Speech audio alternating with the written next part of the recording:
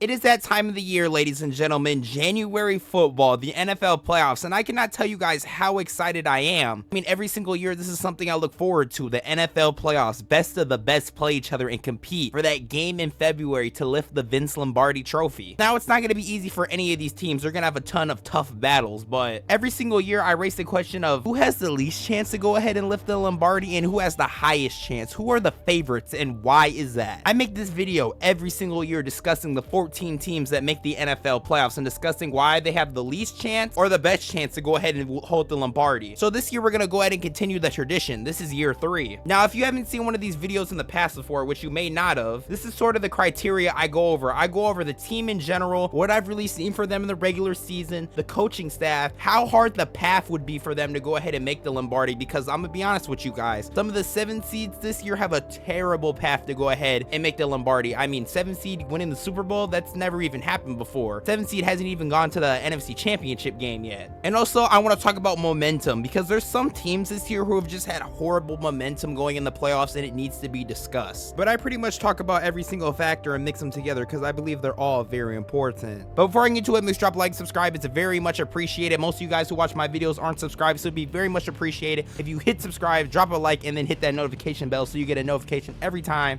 And let's get straight into it, guys, with Team 14, or the team that has the least chance to go ahead and hold the Lombardi. Well, Mike Tomlin's team comes in at number 14. Now, this might be like, what? You have a 6 seed over a 7 to start off the video? I mean, this shouldn't be surprising to some of you guys out there. This Pittsburgh Steelers team has been god-awful ever since Thanksgiving ended. Last time they went ahead and won a game was December 8th versus the Cleveland Browns, but ever since then, they have consistently been losing and losing. And Mike Tomlin does not have a good record of games after Thanksgiving, because as soon as the month of December hits, the Mike Tomlin's team goes ahead and they check out, and they're not to be seen for the rest of the year. Over this losing streak that the Pittsburgh Steelers have, they have been one of the worst teams in the NFL offensively. They're unable to put any points on the board. The run game really hasn't been able to get going. The pass game has been awful. George Pickens can't catch a cold, and the defense is just continuously getting torched. I mean, yeah, Mike Tomlin might have brought this team to 10-7, but I say this is where the magic runs out every year for Tomlin and the Steelers. They're not going to go ahead and win this game in Baltimore. Yes, they're division rivals, and the Steelers, you know, they've been beating down on my Ravens for a couple of years now, but I truly cannot see them winning an empty Bank Stadium this Saturday night. Just the way what this team has been playing, man, the Steelers have just been god-awful, and even if they were to go ahead and win, they would face Kansas City or Buffalo in the second round, something like that, depending on how it would go. And we saw what Kansas City did to them on Christmas Day. They do not stand a chance to hold the Lombardi this year. So Steeler fans, if I were you guys, I would start asking some offseason questions like, well, should Mike Tomlin return next year? Because yeah, he's a Hall of Fame coach, never had a losing season, but consistently can't get it done in the playoffs, and the real Steeler fans will know what I'm talking about.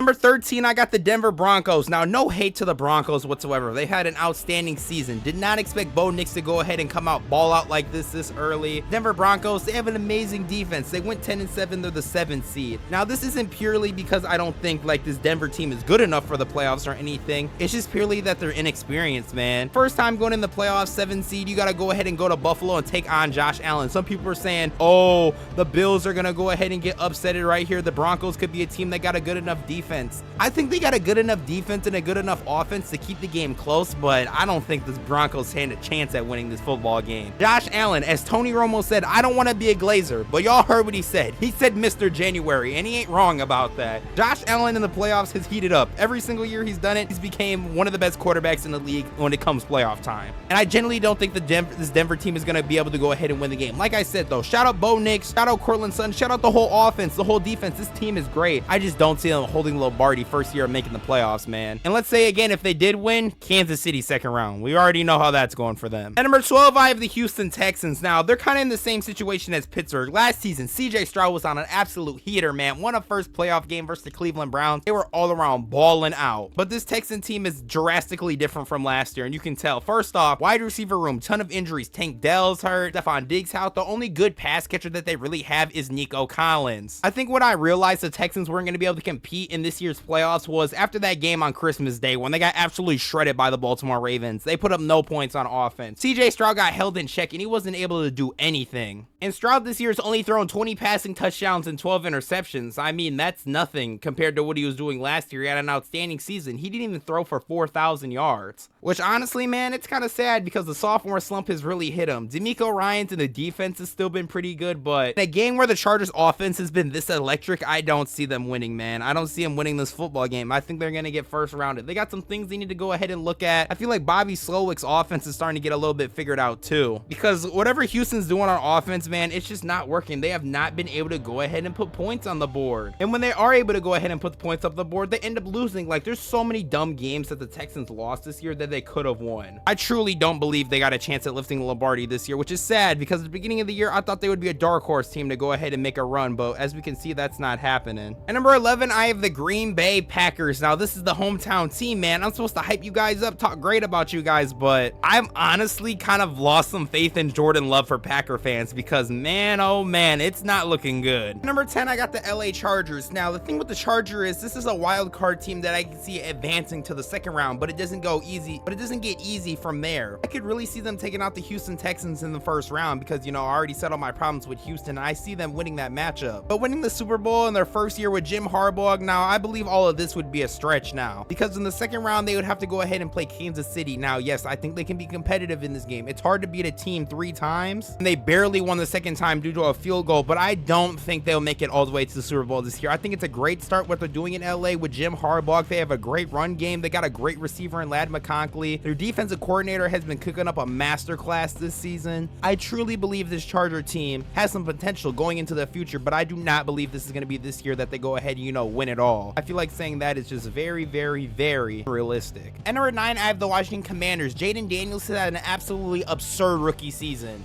As well as being absurd, he's been all around clutch and super clutch, and I can honestly see them taking out the Tampa Bay Buccaneers in the first round because they've just been that good. That defense has been so much better than last year. Bringing in Dan Quinn, he's coached up the defenses way better now. The offense has been amazing with Cliff Kingsbury. They got so many things they can do on offense. Run the ball. Jaden Daniel can go ahead and spread out the ball to all his receivers. Terry McLaurin has been elite. The Tampa weak secondary, I see McLaurin and those Washington receivers just having a field day, man. I can see Daniels throwing for like 300 yards in this game and running some on the ground because I truly do not believe in that Tampa secondary. But here's the thing, the Commanders do have one weakness and I feel like that is their run defense. So I personally believe that they're going to take out the Buccaneers in the first round, but that would mean they would end up most likely playing Detroit. Now, if they play Detroit and David Montgomery returns, they're going to have to play Monty and Jahmyr Gibbs, and we've seen what Jahmyr Gibbs has done. I do not believe that the Commander team could go ahead and beat the Detroit Lions. I think honestly the Lions will roll all over them, and I can see that game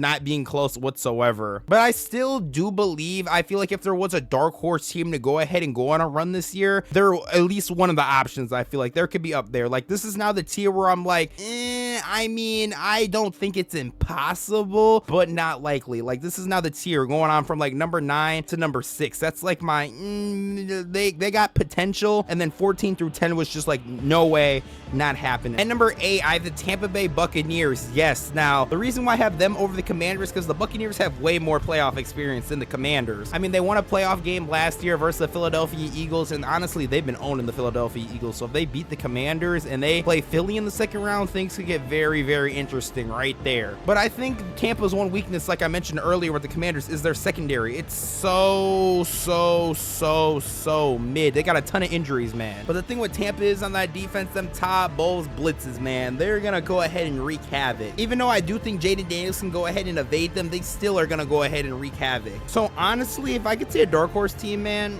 I don't know, maybe we could go ahead and say Tampa would be one too, because I can maybe see them going on a run to the NFC Championship game. If they played Philly, hey man, Tampa has absolutely owned Philly. Jalen Hurts has struggled under those Todd Bowles blitzes. You never know what could happen. The one thing I am concerned about is in that Commander game, who is going to be the guy that steps up? Because Marshawn Lattimore and Mike Evans are going to be going at it, all right? They're going to be having a WWE SmackDown matchup by halftime because, you know, Evans was probably like, oh man, I'm so happy you got traded. Oh, we playing on first round. But Tampa's run game game is really effective as well. I can see them using that a lot against the Commanders. I see that game being an all-around shootout, but I don't know if Tampa has the pieces to go ahead and, go on a run to the Super Bowl. I feel like if they play Detroit again, especially the fact that Detroit beat them earlier on in the season, but still, hey, maybe Baker can put together some magic. I wouldn't want to count them out. Some of you guys are not gonna like where I'm putting this team, but after what I saw on Sunday Night Football, I have to put them this low. The Minnesota Vikings. I was about to call the Minnesota Vikings true contenders, and then Sam Darnold played like he did on Sunday night. That was awful. Listen, the Vikings defense is the best part of this team, in my opinion. Brian Flores has done one hell of a job coaching this defense up. They've been amazing this year. Takeaway in every single game. They were holding Detroit in check for the beginning of that game. They were holding Detroit in check, but it's only so much long you can hold a team in check before they start figuring out what they want to do, especially a team like Detroit. My biggest question is going into this Monday night game versus the Los Angeles Rams, is Sam Darnold going to show up when the lights are bright? Sam Darnold had a fairly decent game last time he played the Rams. Remember, Justin Jefferson went off. It was a shootout on that Thursday night game, which a game that shouldn't have ended because, they got a BS face mask call. That is my number one concern currently. Is Sam Darnold going to show up when the lights are brightest? Because you know what? You might have won 14 games this year, but that all means nothing if you can't go ahead and play some offense in the playoffs. Which, hey, they've won 14 games. He had a bad week last week. Maybe it's just one off week. He's going to come back in this playoff game. He's going to go ahead and ball out. But I'm just unsure that's going to happen right now. I think that Sunday Night Football game just truly made me eat my words about Sam Darnold, because now I'm feeling uncomfortable about picking him, which I feel like they have a chance to win versus the Rams. I think it's going to be a shootout. I think it's going to be a very close game, but it's all going to come down to the last possession. I feel like it's all going to come down to a Sam Darnold, Matthew Stafford, game-winning drive, something like that. Minnesota, I could see them going on a run. They won 14 games this year. The defense amazing. If Sam Darnold can show up when the lights are brightest. At number 6, I have the Los Angeles Rams. Yes, I have the Los Angeles Rams over the Minnesota Vikings, and I'm here to tell you why. Yes, the Rams offense has been kind of flat over the past few weeks. I mean, only putting up 12 points versus San Fran, 19 versus the Jets, 13 versus Arizona. It's looked like, it's kind of flat. But they've been able to compete in big games versus big teams. I mean, they stacked up 44 points against Buffalo. They put up 30 on the Minnesota Vikings. They're able to go ahead and compete in big games, and this is the big game right here. One quarterback in this year's playoff I would not want to count out is Matthew Stafford, because this is the game-winning guy. He's a veteran guy. He's been in the league for such a long time. When it's playoff time, he knows what to do, and he knows what to do right. Of course, they got, one of the best wide receivers in the NFL, top 5 wide receiver in Puka Nacua. He's all around great. They also got Cooper Kupp, even though he's been awful past couple of weeks, but I think that's just because Stafford just loves giving the ball to Puka so much. Kyron Williams, amazing running back, amazing pass catcher. I mean, they got some weapons. In the defense, I feel like has been very much improved over the past couple of weeks as well. Jared Verse has had an outstanding season. Of course, he's winning Defensive Rookie of the Year. He's been absolutely outstanding. I kind of viewed the Rams as the same way I viewed them last year. I viewed them more as a dark horse team last year more than I do this year, but this is the team I definitely don't believe you shouldn't sleep on, because if they win a game versus Minnesota, they'd probably play Detroit, depending on how the other seeds go. I don't want to say they would go ahead and beat Detroit, but I do think it'd be a very intriguing football game. Yes, they lost to the playoffs last year to Detroit, and they lost in the first game of the season this year. Do not saying that they would go ahead and beat Detroit, but Matthew Stafford versus former team, you never know what can happen. Sean McVay is just so good when it comes to offense, especially in big games like this. I can see him just being in his bag and just all around cooking up. And I know we would all love to see Ben Johnson, Sean McVay coach up another game, because those Lions and Rams games are just all around beautiful. Sleep on the Los Angeles Rams. My take could be cooked right here, and they could go ahead and lose first round Minnesota, and Sam Darnold, showing up when the lights are bright.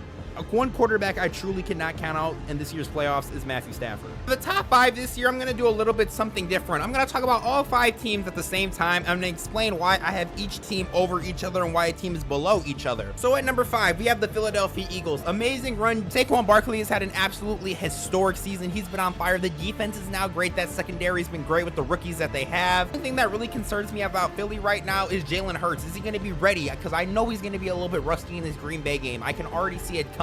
But I think the biggest thing that's going to hold Philly back is being in the same conference as the Detroit Lions. Yes, they want to win the Super Bowl, but they got to beat a team that is very tough to beat, and a team that we have seen, even though they have all those defensive injuries, have still been able to knock down teams. Me personally, I believe the NFC Championship game this year will be Detroit and Philly. At number 4, I have the Buffalo Bills. This has been another great team this year. Josh Allen's looked like an MVP candidate. I believe that he's number 2. This Bills team's been on fire without Stephon Diggs. They've looked even better on offense. James Cook is second in the NFL in touchdowns touchdowns, and the defense has been great. They don't have an easy matchup in the Denver Broncos in the first round, which, you know, they have some great players on that defense as well. It's going to hold Buffalo back this year is the team that they're going to have to play in the second round if they win, that being the Baltimore Ravens. I feel like Derrick Henry's going to run all over them, and they're not going to have to do any, and they're not going to be able to do anything about stopping that. The Baltimore Ravens have been an amazing team this year. I believe Lamar Jackson is the league MVP. The passing defense is very much improved to what it was a couple of weeks ago. It's looked like a top 10 unit in the NFL. Derrick Henry and Lamar Jackson have been one of the best duels ever in NFL history at running back and quarterback. Lamar Jackson has not turned over the ball this year. Yes, they are missing Zay Flowers. They're going to miss him very much, but I do believe if he returns in the divisional round, because they definitely need him to do his motion moves that he does on every single play. Now, this team's biggest Raven kryptonite, which I believe they could get over the hump this year, but I'll talk about their biggest kryptonite a little bit later, which also involves themselves in general. And number 2, I have the Detroit Lions. This team has been elite this year.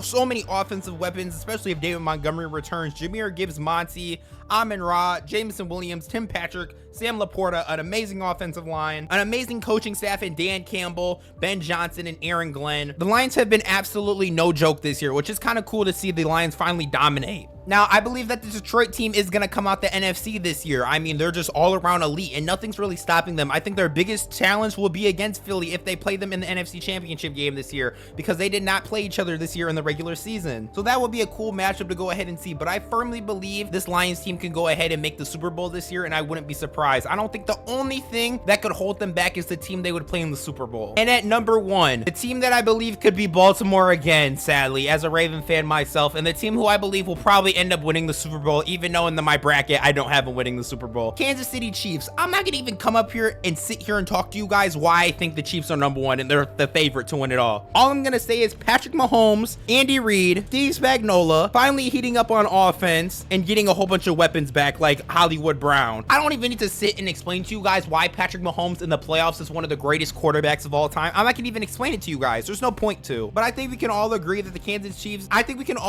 Chiefs' only weakness is probably themselves, them making mistakes. But here's the thing, they never make mistakes. They're a perfect team. I don't even need to hear explain. I don't even need to sit here and explain it to you guys. You guys already know. Those are the top 5 contenders right there. Everyone who I believe has the worst chance to the best chance to go ahead and win the Super Bowl. If you enjoyed the video, please drop a like, subscribe. Let me know who you guys want to win the Super Bowl and who do you think is gonna win the Super Bowl this year's NFL playoffs. And I'll see you guys in the next one.